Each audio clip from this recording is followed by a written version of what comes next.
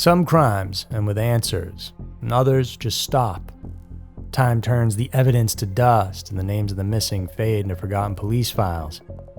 But for those who love them, the clock hasn't stopped. And these are the cases that still keep families and detectives awake at night. Welcome to Scary Mysteries. Here are 5 cold cases so chilling, you won't be able to sleep. Number 5. The disappearance of Tara. At night, the lights in Houston sparkle, and that's what drew 23-year-old Tara Breckenridge to the city. She was a young woman with dreams of building a career in photography, not becoming one of the city's most enduring mysteries, and yet that's exactly what went down. Tara had grown up in Del Rio, Texas, and she was the third of 5 kids who grew up in a deeply religious household. After high school, she headed to Houston to chase that photography career, but city living was expensive and she needed cash to get by while she established herself. And that's how she ended up at the Men's Club, a high-end adult night spot where the money flowed but where it could be a bit dangerous. Men, sometimes those who can't find a connection in the real world, are drawn to places like this. And so the girls working learn quickly to keep a distance, at least emotionally. But sometimes that distance is never far enough. And Tara wasn't the type of girl who fit in here in the classic sense. She was going to school, and this was a very temporary thing for her. The money was just good enough to make the sketchy people worth putting up with. Now, her boyfriend, Wayne Hecker, didn't like where she worked, of course, so it was a constant strain on the relationship. And Tara told her mother a few times that she planned on leaving Wayne, but never fully got the chance to. Tara and Wayne's relationship was kind of rocky, to say the least. She was always talking about moving out or thinking about moving out, and we would discuss it at times, and she would say she needed to talk it over with him. On the night of August 3rd of 1992, the men's club was slow. The manager asked if any waitresses wanted to leave early, and Tara volunteered. At about 2 a.m., a security guard walked her out to her car. She drove off, and that was the last confirmed sighting of her. The next morning, around 3 miles away, just sitting on the shoulder of the road, was Tara's red Pontiac Fiero. Wayne had gone out looking for her, and that's when he saw it. The car was locked. There were no flashers on. Inside on the passenger's seat was her can of mace at the ready. And curiously, the alternator belt had been removed, so somebody disabled that car and didn't want it going anywhere. But who and why? Well, Wayne called the police and laid it all out for them. He said that the previous night he was at a pool hall about 15 minutes from the club. That he called Tara earlier in the evening but didn't reach her. When he got home around 5 a.m., she wasn't there, so he went out looking. And at about 7 a.m., that's when he found her car parked along a busy freeway. It was almost too perfect. Wayne was out super late that night and driving around looking for his girlfriend and happened to come across her car. And that was his story, but there's a lot of hours in between there. He could have been up to no good. Investigators felt the same and quickly zeroed in on him, but there was no hard evidence against him. There was not even evidence that a crime had taken place. For all they knew, Tara lost her mind and pulled over to the side of the road and ran off into the Lone Star State somewhere. I didn't think that's what happened, but the point is, they had nothing. Police searched Tara's place, and that's when an interesting twist came into play. There were notes, a series of them. One read, "Please don't be scared. Do what your heart tells you. I'm very excited that you'll marry me." Another, "The more you hold out, the longer you jeopardize what I feel for you." The thing about these notes is, well, they weren't from her boyfriend Wayne. They were from another guy. And co-workers said the author was a frequent customer who gave Tara $100 tips and seemed to know about her rocky relationship with her boyfriend, that she strung him along for the money. But police eventually ruled him out, and so suspicion circled back to Wayne. And he, of course, denied it all, saying, "I haven't been charged with the crime. I love the woman to death." I did not commit a crime, so I cannot be charged with one. It's as simple as that.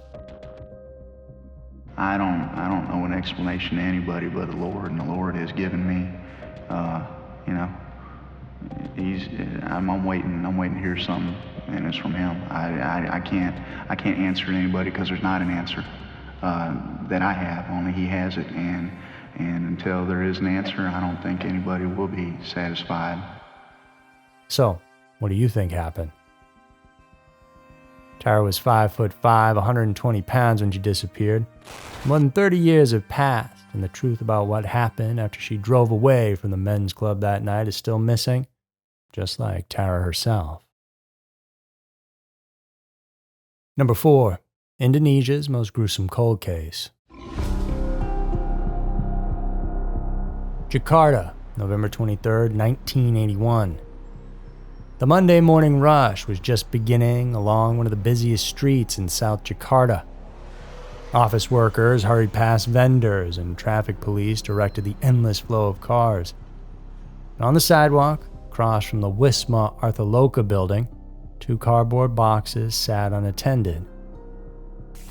At first glance, they seemed ordinary, the kind of boxes you might see discarded after a delivery, so people just walked past them like it was no big deal. And it wasn't, at least from the outside.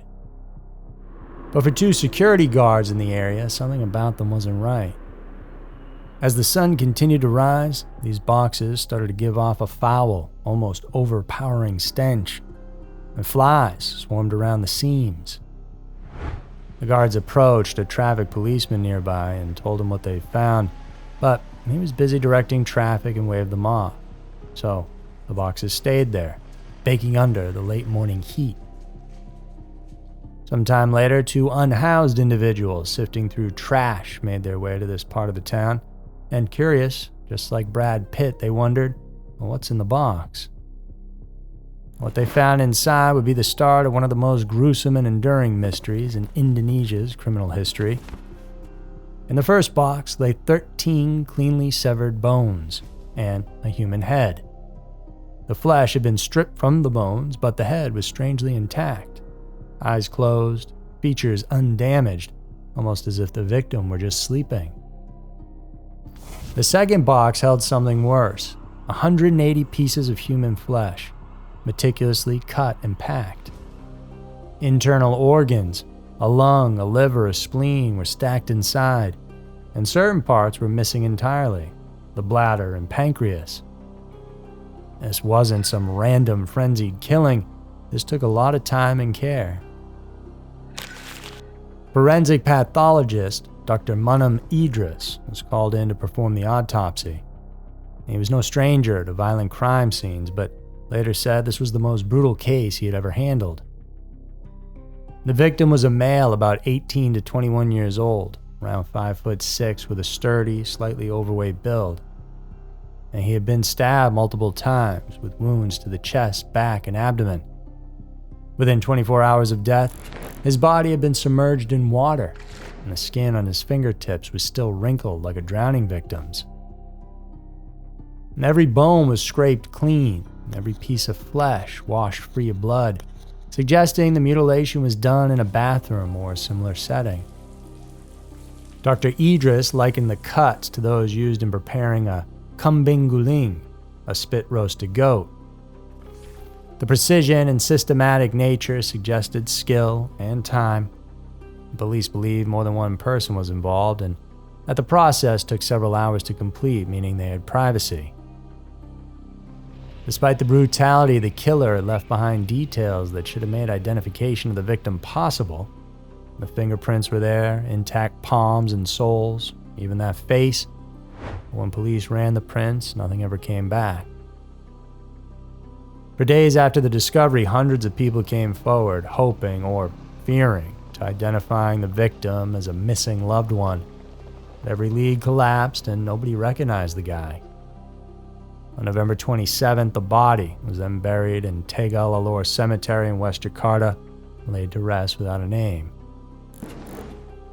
The case became known as Setiabudi 13, after the district where it was found and the 13 pieces of bone recovered from the first box.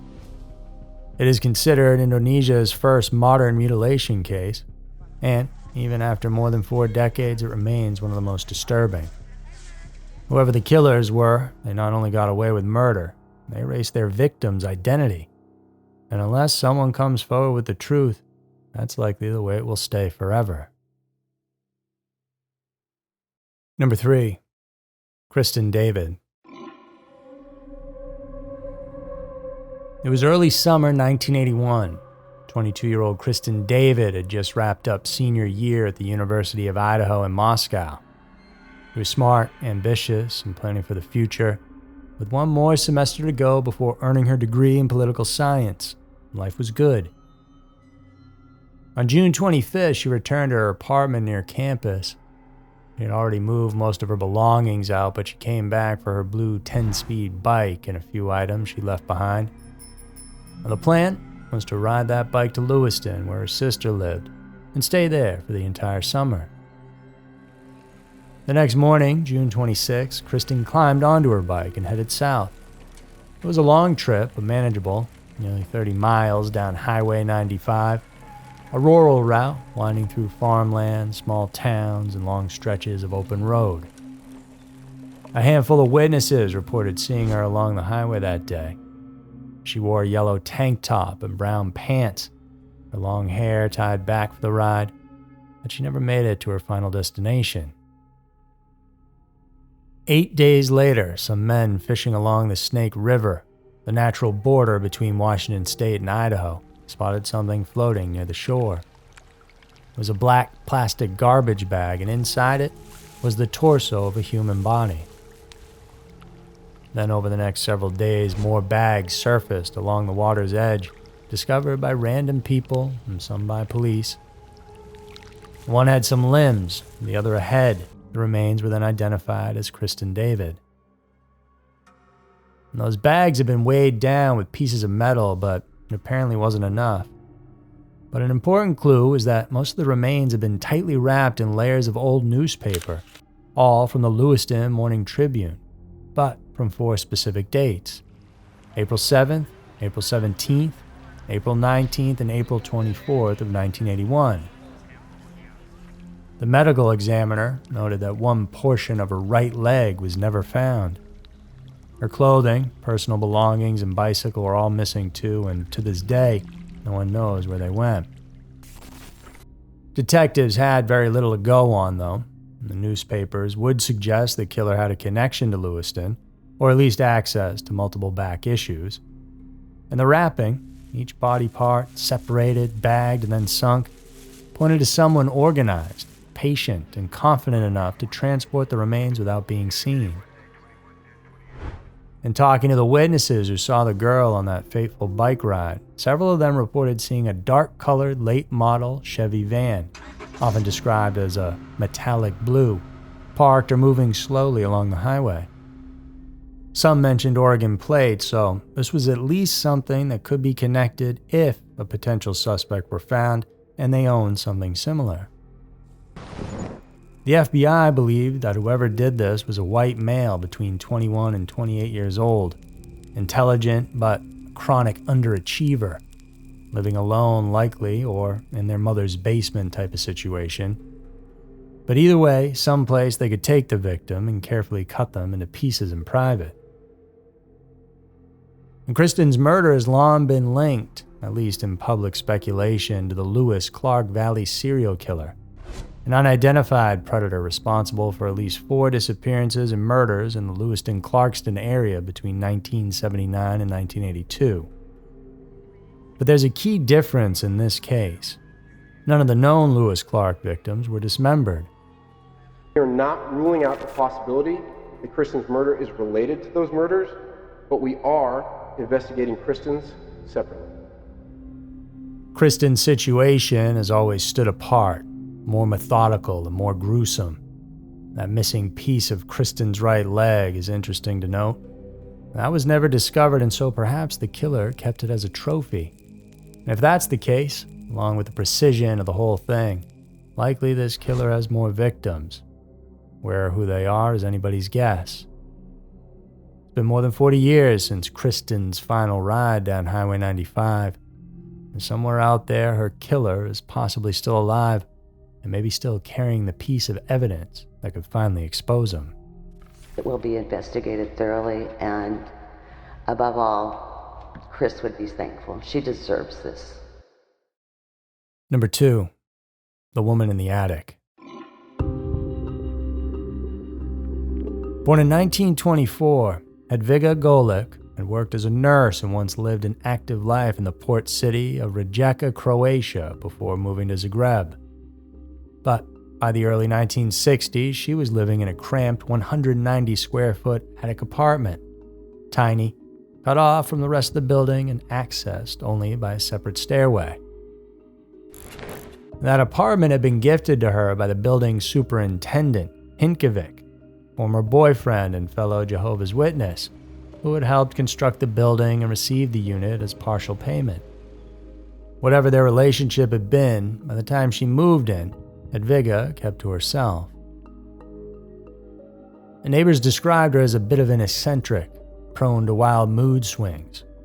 Sometimes she was quiet and reclusive, and other times she would explode into angry tirades, yelling at passerbys for no reason, even sprinting down the street in sudden bursts of agitation. Many suspected she suffered from schizophrenia, so most kept their distance and really just felt sorry for her. Katika, one of her neighbors, recalled trying to help her out and run some errands for her from time to time. But Hedviga refused face-to-face contact. She'd actually lower a bucket from her landing with a list and cash inside, and Katika would return the goods to her doorstep. Hedviga sometimes disappeared for long stretches, renting her tiny flat to strangers, then returning, but sometime in 1966 she seemed to vanish for good. There were no more errands to run or outbursts coming from upstairs, and the neighborhood got a little simpler, and it was nice. But what no one realized was that Hedviga never went anywhere. She stayed in that attic, died there, alone. The creepiest part about it all is that nobody would find out for the next 42 years. The details of her last day are chilling in their ordinariness. She made herself a cup of tea, settled into her home, and turned on the TV. At some point, she died, likely of natural causes. A rumor spread, with some claiming she had gone to join a religious sect in Macedonia. Others thought she'd moved in with relatives in Belgrade. But these were just speculation, and no one ever thought to actually check out the apartment. Police say she was never officially reported missing, though a neighbor did file a disappearance notice in 1973. Though because of her eccentric nature, no one put up much of a fuss. Now, some people suspected she might be dead, but were more interested in arguing about who could buy the property if that was the case than to go inside it. Technically, it was still hers, so they couldn't just trespass on it. In 1991, after nothing had been done to the home in decades, a building representative reported the flat abandoned to city authorities. But by then, the Yugoslav wars were erupting, and no one followed up. In 1998, someone taped a handwritten notice to her door, claiming the city of Zagreb had revoked her ownership, warning that any attempt to take the flat was a criminal offense. Now, this was a fake written by a neighbor, but it worked. The squabbling stopped about who could buy the place, and the door stayed locked. It wasn't until May 12th of 2008, 42 years later, that anyone saw inside again. The building was being renovated into condominiums, and Hedviga was the only resident who hadn't signed the agreement. 3 representatives then pried the door open. Inside, time had frozen. Cobwebs covered the corners, dust coated every surface, and there she was, Hedviga lying in bed, wrapped in blankets, her TV across from her and a teacup sitting beside her chair. The windows had been left open, and the electricity was still running, and that bill had been paid for decades by the building's original architect, who had just died 3 months earlier. An autopsy couldn't determine the exact cause of death, but forensic experts believe she likely died during a cold season. The isolation of the apartment allowed her body to mummify before anybody noticed. One official put it bluntly, "So far, we have no idea how it is possible that someone officially reported missing so long ago was not found before in the same apartment she used to live in." And that's the haunting truth. Edviga Golik never left. He was there the whole time, hidden in plain sight, above the people who'd spent decades speculating about where she'd gone. Number 1. The cheesewire murder. Aberdeen, Scotland, September 29, 1983. Just after 8:30 p.m. when a taxi pulls away from Queen's Road, headed for the western outskirts of the city. Inside is the driver, 58-year-old George Murdoch, a mild-mannered gentleman who's been married to his wife Jessie for 37 years. The kind of guy his nephew would later describe as the nicest of men. Now, sitting in the back seat is his passenger, a man in his 20s, maybe 30s, thin-build, dark hair, wearing dark clothes. George radios to dispatch that he's taken the fare to Coulter, but instead of sticking to the main route, he turns into Pitfoldle Station Road, a quiet, dimly lit stretch in the suburb of Braeside. Moments later, it happens. The passenger pulls out a cheesewire, a length of thin steel cable with handles at each end, loops it around George's neck. It's a weapon designed to cut deep through large wheels of cheese, so to someone's neck, it can do some serious damage pretty quickly. The two men struggle. George hits the brakes and they eventually spill out onto the street. A couple of teenage boys riding their bikes happen to pass by at that moment, and what they see is burned into their memory forever. George is on the ground, desperately trying to pry the wire from his neck, gasping for help. The boys race to find a phone and call the police, but it's too late. By the time help arrives, the attacker is gone, leaving George dead in the street. And the killer then takes George's wallet and fare money and vanishes into the night. This wasn't a government hit. George wasn't a secret spy. This was just a senseless and brutal murder. And George was just an ordinary working man, and he'd once had a steady job at a factory, but after being laid off in the 1970s, he turned to taxi driving to make ends meet. He didn't like it all that much either, and Jessie worried about him working nights, but George always reassured her. If someone ever tried to rob him, he'd just hand over the money and wouldn't fight. The brutality of his death really made no sense. Whoever killed him had come prepared. That cheesewire wasn't something you just happened to have in your pocket. Because of that, the story was front-page news, and police mounted a large manhunt, visiting 10,000 homes and taking 8,000 statements when all was said and done. The description was clear. The perpetrator was 5'7", clean-shaven, slim, short dark hair, early 20s to early 30s. Police have been searching waste ground and gardens all round the quiet suburban street where Mr. Murdoch died. Dog handlers, too, have been called in to help in the search for a man between 20 and 30 years old whose dark clothing, say the police, may be blood-stained. A potential break came almost immediately.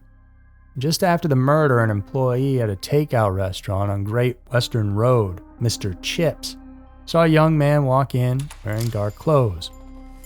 Now, his hands were bloody, his face scratched, his eye bruised. He asked for Band-Aids for a cut on his hand, and the man matched the killer's description exactly, and he certainly looked like he had just killed someone. But by the time police arrived, that man was gone. Now, the early 80s oil boom in this area had brought a wave of transient workers to Aberdeen, many of them strangers to the city. It was possible the killer wasn't even local, or maybe he was, and hiding in plain sight. And Jessie never recovered from this. Her worst fear had come true. She often talked about the man who had killed her husband coming back for her. She died in 2004 without ever knowing who he was. Over the years, police continued looking for clues and witnesses, anything to follow a new lead. And in 2022, nearly 40 years after the murder, The family offered a $20,000 reward, which has since grown to $50,000.